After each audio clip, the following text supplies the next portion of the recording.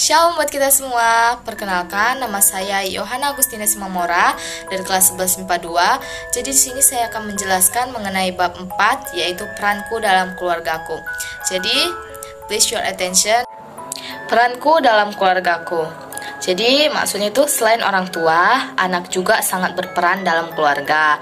Anak berkewajiban dan bertanggung jawab juga untuk kebahagiaan dan sukacita keluarga. Seorang anak berkewajiban untuk menghormati orang tua dan menghormatinya di dalam kasih. Menghormati orang tua bukan karena takut pada orang tua, melainkan karena mengetahui otoritas orang tua atas hidup seorang anak. Ketaatan kepada orang tua adalah bentuk penghormatan anak, tetapi ketaatan pada orang tua tidak boleh melebihi ketaatan kita kepada Allah. Peran anak sangat diuji, yakni ketika perannya sangat diperlukan dalam menjadi saksi bagi Tuhan. Maka dari itu, saya dan kalian semua intinya harus menaati perintah Allah, yaitu menghormati orang tua. Jika anak-anak tunduk dan taat kepada orang tua, Alkitab menegaskan bahwa ada janji umur panjang dan berkat-berkat lainnya yang melimpah bagi mereka.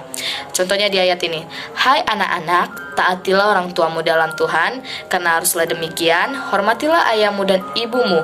Ini adalah suatu perintah yang penting seperti nyata dari janji ini. Selanjutnya kita ke bagian 2, yaitu yang diungkapkan, supaya kamu berbahagia dan panjang umur di bumi.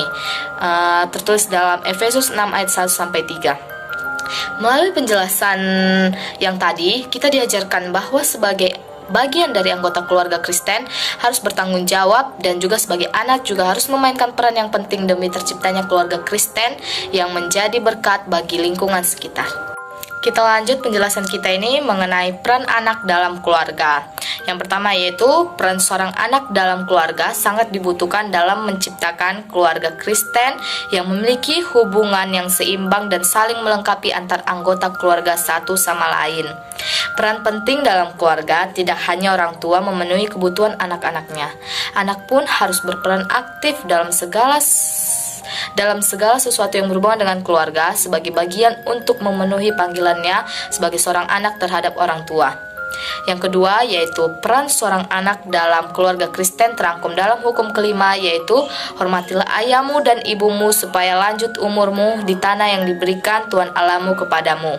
Tertulis di kitab Keluaran 20 ayat 12. Nats ini menyiratkan suatu pesan bahwa anak-anak diperintahkan untuk mengakui orang tua sebagai pemberian Tuhan yang berwibawa atas mereka. Anak-anak juga harus dapat menerima segala atau semua kekurangan dan kelemahan yang dipunya dari orang tua masing-masing.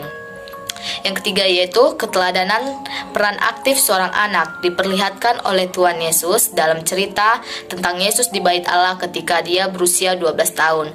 Terus dalam kitab Lukas 2 ayat 40-52. Bagian ini mengisahkan cerita yang menyatakan bahwa Yesus memenuhi apa yang menjadi hukum Taurat kelima dengan tunduk kepada kewibawaan kedua orang tuanya di rumah ayah dan ibunya. Peran orang tua.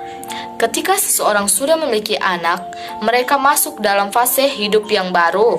Tentu, kita berharap siapapun dapat menjadi keluarga Kristen yang ideal yang sesuai dengan ayat Alkitab tentang rumah tangga. Mereka akan menjadi orang tua yang memiliki tanggung jawab baru dan tanggung jawab yang sangat besar. Tanggung jawab orang tua bukan hanya sekedar memenuhi kebutuhan fisik anak. Mereka juga tidak hanya bertanggung jawab untuk memenuhi kebutuhan jasmani kita sebagai seorang anak. Namun, orang tua sangat berperan penting untuk mendidik anak-anaknya ke jalan yang lebih baik, yaitu ke jalan Tuhan.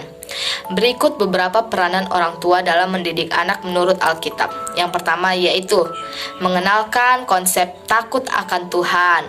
Yang kedua, mendidik tanpa amarah. Yang ketiga, mendidik tanpa amarah maksudnya yaitu kita mendidik seseorang itu harus dengan kesabaran, tidak boleh dengan kekerasan. Yang ketiga yaitu mengajar dengan disiplin. Terus yang keempat, mengajarkan seluruh anggota keluarga untuk selalu bersyukur dalam keadaan apapun. Hal ini yang paling penting yaitu bersyukur. Yang kelima yaitu mendidik sesuai dengan kepribadian anak. Yang keenam atau yang terakhir yaitu mengajarkan anak untuk mengasihi Tuhan dan sesama manusia. Oke, sekian dari penjelasan saya Yohana. Semoga bermanfaat buat kita semua. Terima kasih.